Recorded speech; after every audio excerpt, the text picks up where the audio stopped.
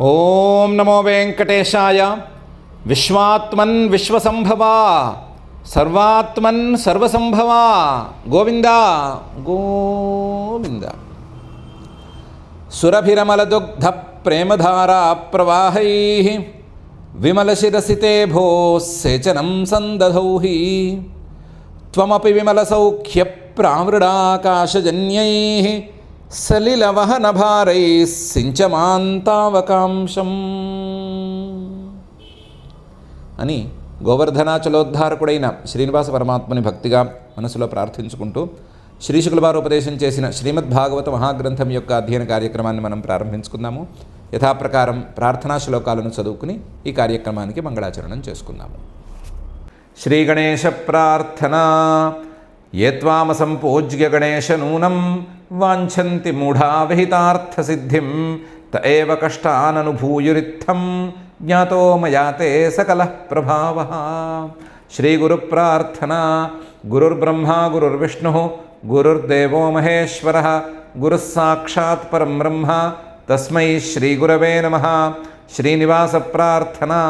తపస్యావ్రత తృప్తాయ తపస్యాముఖ్యరూపిణే తపస్యమాసే పూజ్యాయ శ్రీనివాసాయ తే నమః. అథ సంకల్పః అస్మాకం ఉపాత్త సమస్త దురిత క్షయ ద్వారా బుద్ధిశుద్ధ్యర్థం విద్యాభివృద్ధ్యర్థం భక్తిజ్ఞానవైరాగ్యాది తదనుకూల సర్వసంపత్సమృద్ధ్యర్థం శ్రీపరమేశ్వర ప్రీత్యర్థం శ్రీమద్భాగవత పాఠం కరిష్యామహే. అస్య శ్రీమద్భాగవత స్తోత్ర మహామంత్రస్య నారద ఋషిః బృహతి ఛందః శ్రీకృష్ణః పరమాత్మా దేవత బ్రహ్మబీజం భక్తిశక్తిః జ్ఞానవైరాగ్యే కీలకం. అస్మాకం శ్రీమద్భగవత్ప్రసాదసిద్ధ్యర్థే పాఠే వినియోగः ధ్యానం నారాయణాగమవిచారపరా భవంతః వ్యాసప్రసూతశుకభాషితమాచరంతః హాన్యాదివర్జితనిజాత్మవిభూతిమంతః యాగం సమాచరత భాగవతం పఠంతః. శ్రీ గురుభ్యో నమః.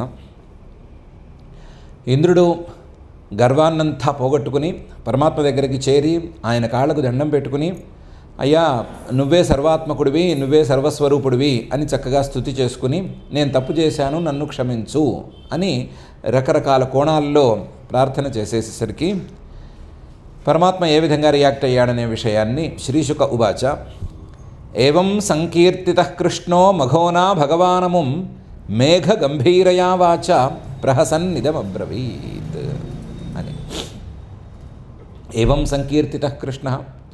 ఈ విధంగా ఇంద్రుడు శ్రీకృష్ణుని గురించి చక్కగా స్తుతి చేసి ఆయన్ని రకరకాల మాటలతో రకరకాల విన్యాసాలతో పరమాత్మగా గుర్తించి ఆ గుర్తించిన విధానాన్ని చెబుతూ స్తుతి చేసేసరికి కృష్ణో మఘోనా భగవానము, శ్రీకృష్ణుడు భగవంతుడు, ఆయనేమో యజ్ఞాలకు అధిదేవత ఇంద్రుడు. యజ్ఞాలకు అధిదేవత అయిన ఇంద్రుడు సర్వసమర్థుడైనటువంటి ఇంద్రుడినే ఆయన పదవిలో కూర్చోపెట్టగలిగిన సామర్థ్యం ఉన్న శ్రీకృష్ణుణ్ణి ఈ రకంగా స్తుతి చేసేసేసరికి అముం మేఘగంభీరయావాచ ప్రహసన్నిదమబ్రవీత్. ఇంద్రుడిని చూసి నవ్వుతూ చిరునవ్వు నవ్వుతూ మేఘంలాంటి గంభీరమైన వాక్యాలతో ఇలా అన్నాడు. ఏవం సంకీర్తితః కృష్ణో మఘోనా భగవానముం మేఘగంభీరయావాచ ప్రహసన్నిదమబ్రవీత్. ఏమన్నాడు? శ్రీ భగవానువాచ. మయా తే కార్యమఘవన్ మఖభంగోనుగృహ్ణత మదనుస్మృతయే నిత్యం మత్తస్యేంద్రశ్రియాభృశం అని. ఓ మఘవన్, యజ్ఞాలలో ప్రధానంగా భాగాలను స్వీకరించేటువంటి ఇంద్రుడా, మయా నేనే కావాలని మఖభంగ తే అకారి, నీ యజ్ఞాన్ని భంగం చేశానయ్యా. నీ యజ్ఞాన్ని భంగం చేసింది నేనే నీ యజ్ఞాన్ని భంగం చేశాను. ఎందుకు చేశాను? అనుగృహ్ణత, నీ మీద అనుగ్రహం వచ్చి చేశాను. ఎందుకు అనుగ్రహం అయింది ఇది అంటే మదనుస్మృతయే నిత్యం. నువ్వు ఇంద్రసింహాసనంలో కూర్చుని ఎప్పుడూ నన్ను స్మరించుకుంటూ ఉండాలి, కానీ నేనే ఇంద్రుణ్ణి నేనే సర్వేశ్వరుణ్ణి అని అహంకరిస్తే ఏం ఉపయోగం? దానివల్ల నీకేం లాభం కలుగుతుంది? అందువల్ల మదనుస్మృతయే, నన్ను రోజు స్మరించుకుంటూ ఉండటం కోసం మత్తస్య ఇంద్రశ్రియా భృశం, నీ ఇంద్రుడి తాలూకు సంపదలు, ఆ ఇంద్రుడి తాలూకు సంపదలతో బాగా మత్తెక్కి ఉన్నావు కదా, బాగా మత్తెక్కి గర్వపడుతూ ఉన్నావు కదా, చాలా ఎక్కువగా భృశం గర్వపడుతూ ఉన్నావు కదా. ఆ గర్వాన్ని పోగొట్టి, ఆ గర్వం లేకపోతే నీ అంతటి మహానుభావుడు ఉండడు కాబట్టి ఆ మహానుభావుడు అయిన నువ్వు ఎప్పుడూ నన్ను స్మరిస్తూ ఉంటావని ఈ పని చేశానయ్యా. మయా తే కార్యమఘవన్ మఖభంగోనుగృహ్ణత మదనుస్మృతయే నిత్యం మత్తస్యేంద్రశ్రియాభృశం అని మొదలన్నాడు. అయితే ఇది మనం చాలాసార్లు ఇది ఒక రకమైన నాటకం అని చెప్పుకుంటున్నాం కదా. ఇది ఇంద్రుడికి మాత్రం వర్తించేది కాదు, కేవలం ఇంద్రుడిని ఇక్కడ తీసుకొచ్చి ఇంద్రుడికి చెప్తున్నట్లుగా, అంటే ఇంద్రుడికి మాత్రమే వర్తించేది కాదు, ఎవరికైనా వర్తిస్తుంది అనే అర్థం రావటానికి మామైశ్వర్యశ్రీ మదాంధో దండపాణిం నపశ్యతి తం భ్రంశయామి సంపద్భ్య యస్య చేచ్ఛామ్యనుగ్రహం అని అన్నాడు. మాం ఐశ్వర్యశ్రీ మదాంధ న పశ్యతి. పూర్వజన్మల్లో చాలా కర్మలు, మంచి కర్మలు చేసుకుంటారు, మంచి మంచి యజ్ఞయాగాలు, దానాలు, మరొకటో చేసుకుంటారు. చేసుకునేసరికి పై జన్మల్లో మంచి ఐశ్వర్యము, మంచి సంపదలు ఇవన్నీ కలుగుతాయి.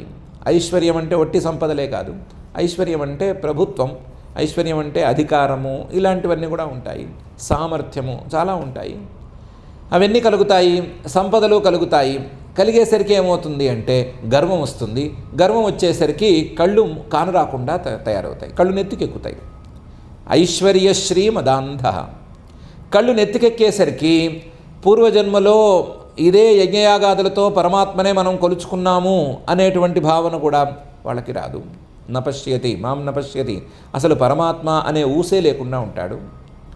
ఒకవేళ గత జన్మల్లో ఏం జరిగిందో అది పోని, కనీసం మన నెత్తి మీద దండపాణిగా పరమాత్మే నుంచున్నాడు అనే విషయాన్ని కూడా లెక్క చేయకుండా పోతాడు. జీవుల తాలూకు లక్షణాలన్నీ ఇవే. మాం దండపాణిమపి న పశ్యతి. నేను ఎప్పటికప్పుడు దండాన్ని ఇలా చేతిలో పట్టుకుని, బెత్తం చేతిలో పట్టుకుని తప్పు చేసిన వాడి వీపు మీద వేద్దామనే ఉన్నాను, వేస్తాను, వేయక నాకు వేరే దారి లేదు అని నేనున్నాననే భయం లేకుండా ఐశ్వర్యశ్రీ మదాంధ కళ్ళు నెత్తికెక్కి ఏవేవో పనులు చేస్తాడు. అలాంటి వాడిని చూస్తే నాకు జాలేస్తుంది. అరే గత జన్మల్లో ఎంత మంచి పనులు చేసుకుంటే, ఎంత కష్టపడితే ఈ జన్మ వచ్చింది, ఎంత కష్టపడితే ఈ అధికారం వచ్చింది, ఇక్కడి నుంచి దీన్ని స్టెప్పింగ్ స్టోన్గా చేసుకుని పైకి వెళ్ళేందుకు ఎంత అవకాశం ఉంది, ఆ అవకాశాన్ని వీడు కోల్పోతున్నాడే అని జాలేస్తుంది. యస్య చేచ్ఛామ్య అనుగ్రహం. వాడిని అనుగ్రహించాలని అనుకుంటాను, వాడి హిస్టరీ నేను చూస్తాను కదా, చూసి అనుగ్రహించాలని అనుకుని వీడికి ఈ సంపదల వల్ల, ఈ ఐశ్వర్యం వల్ల కదా కళ్ళు నెత్తికెక్కినాయి, ఈ ఐశ్వర్యాన్ని సంపదల్ని ఒక్కసారి కూలదోసేస్తే అహంకారం కూడా పోతుంది కదా అని అనుకుంటాను. అప్పుడు తం భ్రంశయామి సంపద్భ్య. అప్పుడు వాణ్ణి సంపదల నుంచి కూలదోసేస్తాను, సంపదల నుంచి తోసేస్తాను. సంపదల నుంచి తోసేసేసరికి ఈ సంపదల వల్ల వచ్చినటువంటి అహంకారం మొత్తం వాడికి తొలగిపోతుంది. మామైశ్వర్యశ్రీ మదాంధో దండపాణిం న పశ్యతి తం భ్రంశయామి సంపద్భ్య యస్య చేచ్ఛామ్యనుగ్రహం. ఇది నేను అందరి పట్ల చేసే పని, అందరి మీద నాకు అనుగ్రహమే ఉంది. ఎవరు ఐశ్వర్యాలని, ఎవరు అధికారాలని, ఎవరు సంపదల్ని కొని తెచ్చుకున్నా సరే వాళ్ళు ఎలా కొని తెచ్చుకున్నారు అని వాళ్ళకంటే ఎక్కువగా నాకు చక్కగా తెలుసు. వాళ్ళ మీద జాలితో వాళ్ళు ఈ సంపదల వల్ల ఐశ్వర్య శ్రీమదాంధులే కనుక అయిపోతే వాళ్ళ మీద జాలితో వాళ్ళని బాగు చేయటానికి ఆ సంపదలను నేను పోగొడతాను. ఆ విషయంలో అందరూ జాగ్రత్తగా ఉండాలి, ఎందుకంటే నేను దండపాణిని. మామైశ్వర్య శ్రీమదాంధ దండపాణిం చేన్న పశ్యతి తర్హి తం భ్రంశయామి సంపద్భ్య.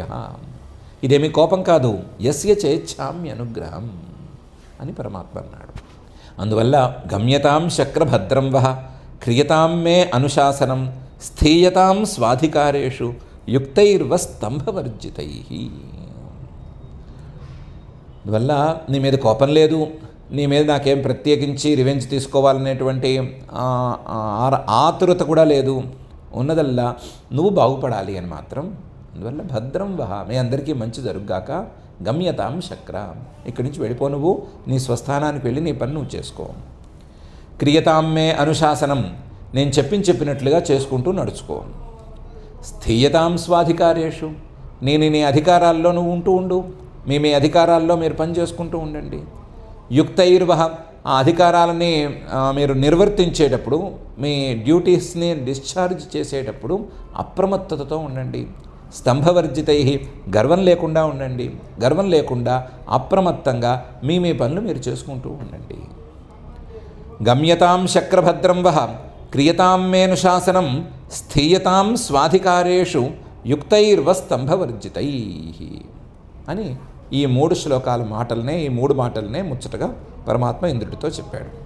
పరమాత్మ ఈ రకంగా చెప్పేసరికి అథాహ సురభిః కృష్ణం అభివంద్య మనస్విని స్వసంతానైరుపామంత్ర్య గోపరూపిణమీశ్వరం.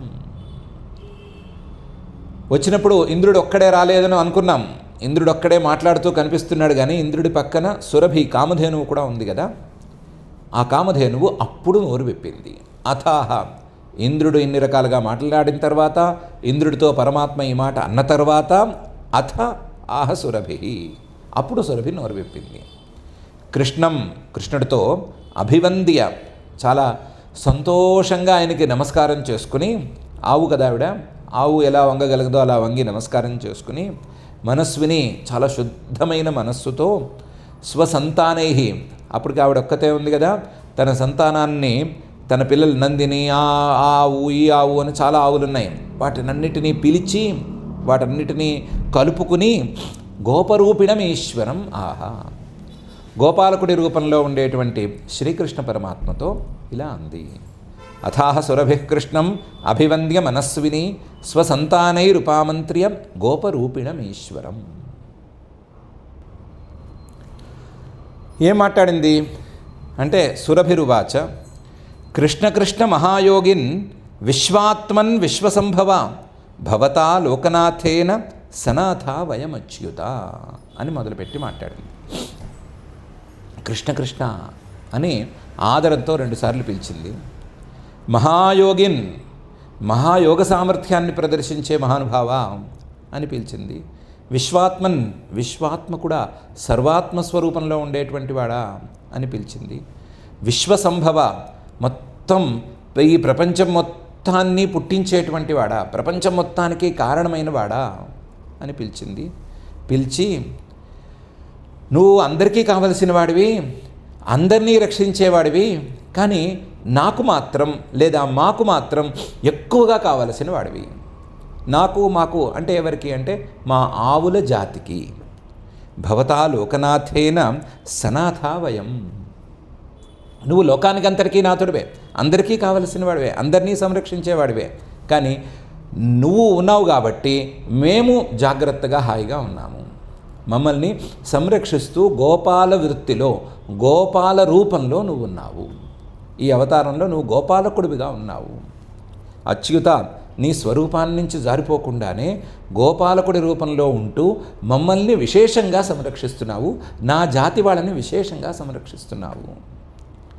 కృష్ణ కృష్ణ మహాయోగిన్ విశ్వాత్మన్ విశ్వసంభవ భవతా లోకనాథేన సనాథ వయమచ్యుత. త్వన్నః పరమకందైవం త్వన్న ఇంద్రో జగత్పతే భవాయ భవ గో విప్ర దేవానాం ఏ చ సాధవ. త్వన్నః పరమకం దైవం, నువ్వే మాకు పరమదైవాన్వి. త్వన్న ఇంద్ర, నువ్వే మాకు ఇంద్రుడివి. అదేంటి పక్కనే ఇంద్రుడు ఉండగా నువ్వు మాకు ఇంద్రుడివి అని ఎలా అంటున్నావు అంటే, నువ్వు జగత్పతే, ఇంద్రుడు ముల్లోకాలకి అధిపతి అయితే నువ్వు ఈ జగత్తు మొత్తానికి అధిపతివి, జగత్తు మొత్తానికి పతివి. అందువల్ల గో విప్ర దేవానాం భవాయ భవ, గోవులమైనటువంటి మాకు, మమ్మల్ని సంరక్షించేటువంటి, మమ్మల్ని యజ్ఞయాగాదులకి సక్రమంగా వాడేటువంటి బ్రాహ్మణులకి, వాళ్ళు యజ్ఞయాగాదులు చేసి సంతోషపరిస్తే సంతోషపడి అందరినీ సంతృప్తిపరిచేటువంటి దేవతలకి, అందరికీ కూడా నువ్వు శ్రేయస్సుని కలిగించు. భవాయ భవ గో విప్రదేవానాం ఏచ సాధవ, ఇదిగాక మంచివాళ్ళు ఎంతమంది ఉంటే వాళ్ళందరికీ కూడా మంచి శ్రేయస్సులనే కలిగించు.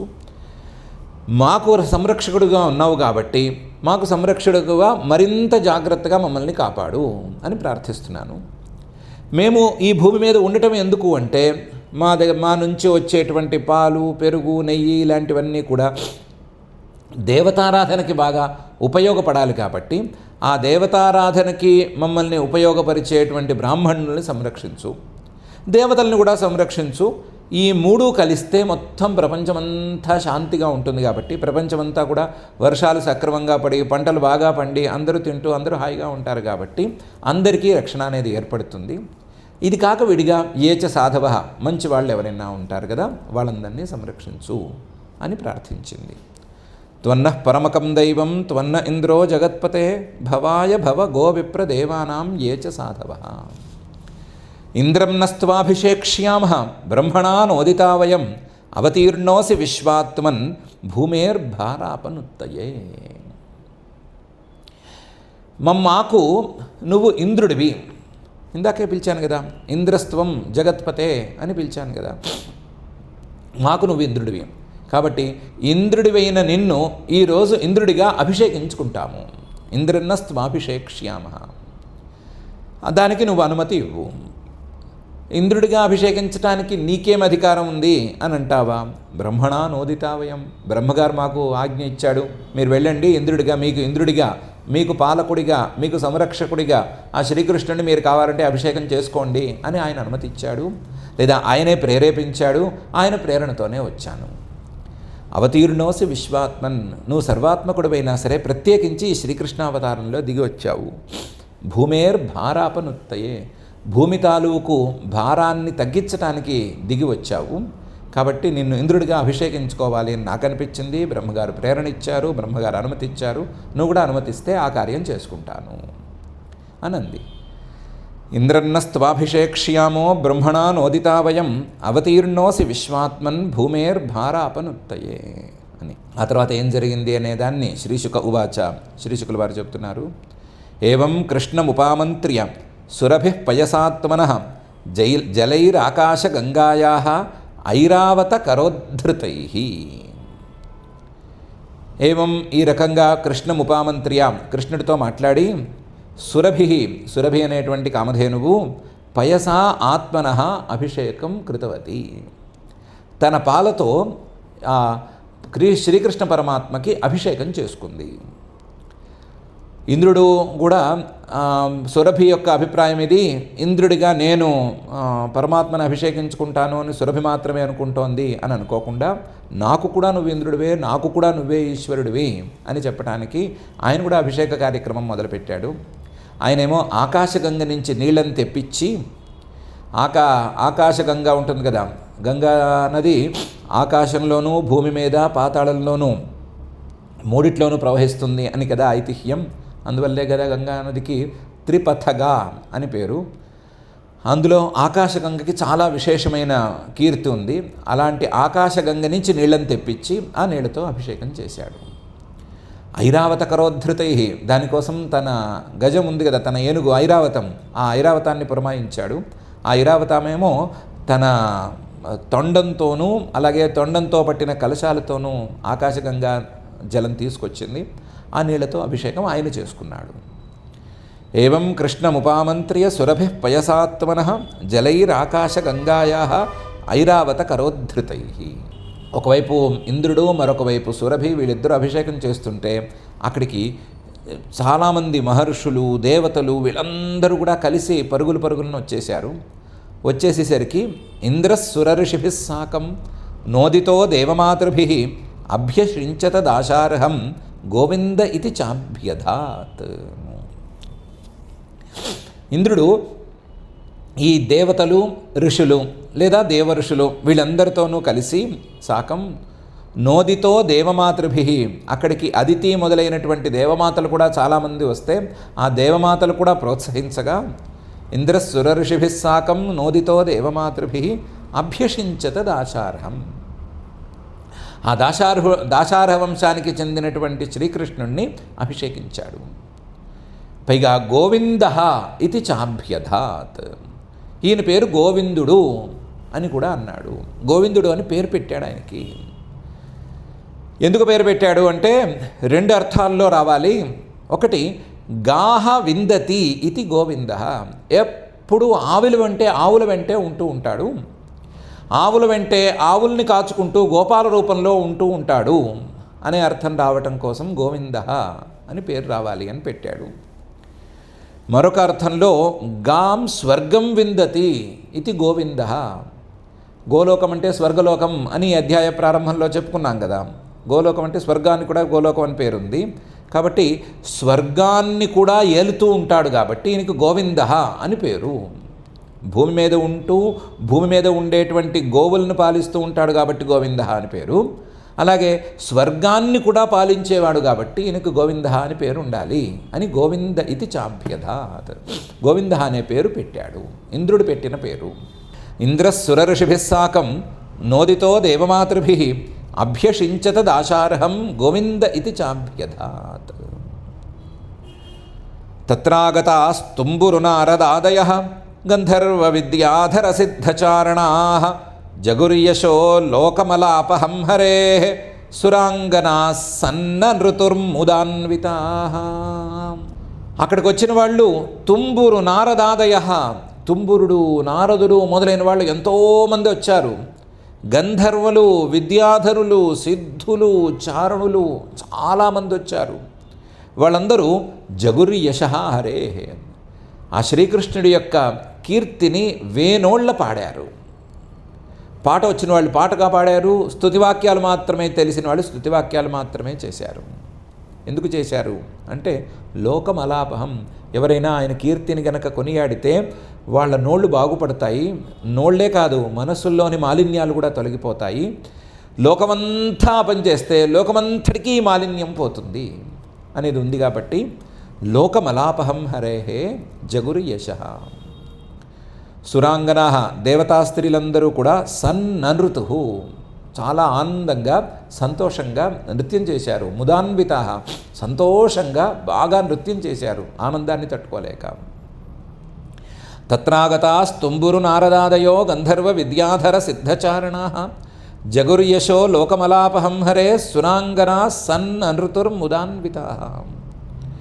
తంతుష్టుబుర్దేవనికాయ కేతవః హ్యవాకిరంశ్చాద్భుతపుష్పవృష్టిభిः లోకాః పరాం నిర్వృతిమాప్నువంస్త్రయో గావస్తదా గామనయన్ పయోద్ధృతాం. తంతుష్టువుః, ఆయన్ని చాలామంది స్తుతి చేశారు ఆ రోజు. దేవనికాయ కేతవః, దేవతల సమూహంలో ప్రధానమైన వాళ్ళు ఇంద్రుడు, వరుణుడు, కుబేరుడు ఇలాంటి వాళ్ళందరూ కూడా ప్రధానులైన వాళ్ళే చాలామంది వచ్చారు. వాళ్ళందరూ చాలా గట్టిగా స్తుతి చేశారు. ఇది కాక అవాకిరంశ్చాద్భుత పుష్పవృష్టిభిః, వాళ్ళు ఎక్కడెక్కడి నుంచో పూలు తీసుకొచ్చుకున్నారు. ఆ తెచ్చుకున్న పూలన్నిటినీ ఈ శ్రీకృష్ణ పరమాత్మ మీద చల్లారు. ఆ క్షణం నిజానికి లోకాః పరాం నిర్వృతిమాప్నువంస్త్రయః, ముల్లోకాలు కూడా ఏదో తెలియని ఒక శాంతిని ఆ క్షణాన్ని అనుభవించినాయి. దేవతలందరూ ఈ రకంగా స్తుతి చేస్తూ పూలు చల్లుతూ అభిషేకాలు చేస్తూ శ్రీకృష్ణ పరమాత్మను కొనియాడుతూ ఉంటే ముల్లోకాలు శాంతపడిపోయినాయి. లోకాః పరాం నిర్వృతిమాప్నువంస్త్రయః. ఈ లోపల సురభి చాలామంది తన సంతానాన్ని పిలిచింది కదా. ఆ సంతానం అంతా, అమ్మ నువ్వు ఒక్కదానివైనా అభిషేకం చేసేది, మేం చేయక్కర్లేదా అని అవి కూడా వచ్చి తమ పొదుగుల్ని ఆ శ్రీకృష్ణ పరమాత్మ మీద పెట్టి అవి కూడా క్షీరధారలను కురిపించినాయి. అవన్నీ అలా క్షీరధారలను కురిపించేసేసరికి ఆ అభిషేకం జరిగిన చోటంతా ప్రాంతమంతా కూడా పాలతో తడిసి ముద్దయింది. గావస్తదా గామనయన్ పయోద్ధృతాం, పాలతో తడిసిన ముద్దలాగా ఈ భూమిని మొత్తాన్ని మార్చేసినాయి అవి. అంతగా ఒక్కొక్క ఆవు పోటీ పడి అభిషేకం చేసినాయి. తంతుష్టువర్దేవనికాయ కేతవో హ్యవాకిరంశ్చాద్భుత పుష్పవృష్టిభిః లోకాః పరాం నిర్వృతిమాప్నువంస్త్రయః గావస్తదా గామనయన్ పయోద్ధృతాం. నానారసౌఘాः సరితః వృక్షా ఆసన్ మధుస్రవాः అకృష్టపచ్యౌషధయో గిరయో బిభ్రదున్మణీన్. ఈ సమయంలో నానారసౌఘాः సరితః, నదులు కేవలం నీళ్లనే కాకుండా రకరకాల రసాలను కూడా తమలో ప్రవహింపజేసినాయి.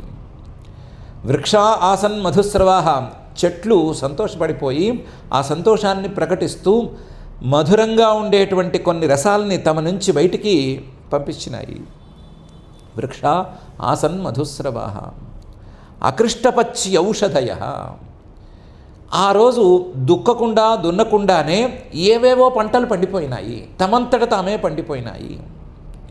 అందులోనూ ఆశ్చర్యం, ఏదో సమతల ప్రదేశంలో పండిపోవటం కాదు, గిరుల్లోనే పర్వతాల్లోనే ఈ పంటలన్నీ పండిపోయినాయి. పర్వతాల్లో సహజంగా ఎక్కువ పంటలు పండవు, చాలా కష్టపడితే తక్కువ స్థాయిలో పంటలు పండుతాయి కదా. ఈరోజు మాత్రం అకృష్టపచ్యౌషధయో గిరయ, పర్వతాల్లో దుక్కి దున్ని వ్యవసాయం చేయకుండానే మంచి పంటలు పండిపోయినాయి. ఇది కాక గిరయ అభిభ్రదున్మణీన్, మంచి మణులన్నిటినీ, తమలో దాచుకున్న మణులన్నిటినీ బయటికి తెచ్చేసేసి, బయటికి ఎవరు కావాలంటే ఈ మణులను తీసుకుపోండి అన్నట్లుగా వదిలేసినాయి. గిరుల లోపల ఎక్కడెక్కడో కడుపుల్లో దాచుకుని ఉంటాయి కదా మణుల్ని, ఆ మణులన్నిటినీ బయటికి విసిరేసి ఎవరికి కావాల్సిన వాళ్ళు తీసేసుకోండి, ఎందుకంటే ఈరోజు శ్రీకృష్ణుడికి ఇంత గొప్ప అభిషేకం జరుగుతోంది అని ప్రదర్శించినాయి. నానా రసౌఘాసరిత వృక్షా ఆసన్ మధుస్రవా అకృష్టపచ్యౌషధయో గిరయో బిభ్రదున్మణీన్. కృష్ణేభిషిక్త ఏతాని సత్వాని కురునందన నిర్వైరాణ్యభవంస్తాత క్రూరాణ్యపి నిసర్గత. ఆ శ్రీకృష్ణుడి యొక్క అభిషేకం జరుగుతున్నటువంటి కాలంలో ప్రతి ప్రాణి కూడా తమ విరోధాన్ని మరిచి మరొక ప్రాణితో స్నేహంగా మెలగసాగాయి. కురునందన, ఓ పరీక్షిత్తు, ఆశ్చర్యం, ఎవరు అలా ఉండరు, ఏ ప్రాణి మరొక ప్రాణితో స్నేహంగా ఉండదు, ఎంత చెప్పినా ఉండదు. కానీ ఈ క్షణంలో మాత్రం కృష్ణేభిషిక్తే, శ్రీకృష్ణుడికి అభిషేకం జరుగుతున్న ఈ క్షణంలో మాత్రం నిర్వైరాణ్యభవన్, ఏ ప్రాణి మరొక ప్రాణితో వైరాన్ని తలుచుకోకుండా, వైరం లేకుండా వ్యవహరించినాయి. సహజంగానే వైరంగా ఉండే ప్రాణులు కూడా ఈ క్షణాన వైరాన్ని మరిచిపోయినాయి. క్రూరాణ్యపి, క్రూరంగా వ్యవహరించేటువంటి మృగాలు కూడా ఆ క్షణాన క్రూరత్వాన్ని ప్రదర్శించలేదు. నిసర్గత, వాటికే తెలియదు పాపం, స్వభావ సిద్ధంగా క్రూరంగా ఉండి మరొక ప్రాణితో వైరాన్ని పెంచుకునేటువంటి ప్రాణులు కూడా పూర్తిగా వదిలిపెట్టినాయి. కృష్ణేభిషిక్త ఏతాని సత్వాని కురునందన నిర్వైరాణ్యభవంస్తాత క్రూరాణ్యపి నిసర్గత. ఇతి గోకులపతిం గోవిందమభిషిచ్య సహ అనుజ్ఞాతో యయౌ శక్రో వృతో దేవాదిభిర్దివం. ఈ రకంగా గోవులకి గోకులానికి అధిపతి అయినటువంటి గోవిందుణ్ణి, తానే పేరు పెట్టుకున్నటువంటి గోవిందుణ్ణి అభిషేకించి, ముల్లోకాలకి లేదా జగత్తు మొత్తానికి అధిపతిగా అభిషేకించి, సహా శక్ర, ఆ ఇంద్రుడు, తప్పు చేశాను అని ప్రాయశ్చిత్తాన్ని ప్రకటించినటువంటి ఆ ఇంద్రుడు అనుజ్ఞాత, శ్రీకృష్ణుడి అనుమతి తీసుకుని యయౌ దివం, స్వర్గానికి వెళ్ళిపోయాడు.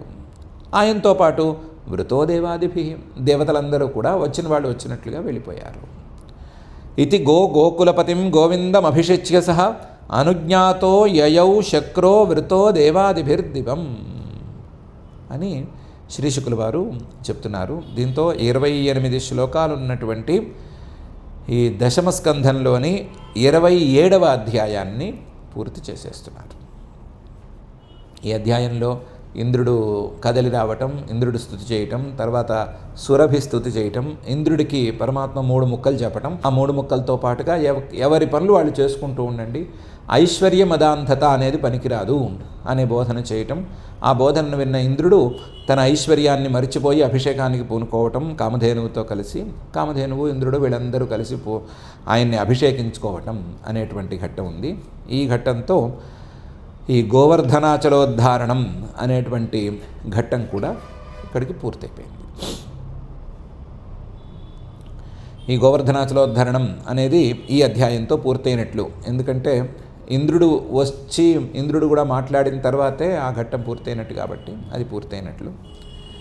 ఈ అధ్యాయంలో ప్రధానంగా పరమాత్మ మాటల్ని అందరం మనం మనసుకి ఎక్కించుకుందాము. అనవసరమైన అహంకారాలు వద్దు. ఎన్నో పుణ్యాలు చేసుకుంటే ఈ పదవుల్లోనూ, ఈ అధికారంలోనూ, ఈ సామర్థ్యంతోనూ ఈ రకంగానూ మనం ఉండగలుగుతున్నాము.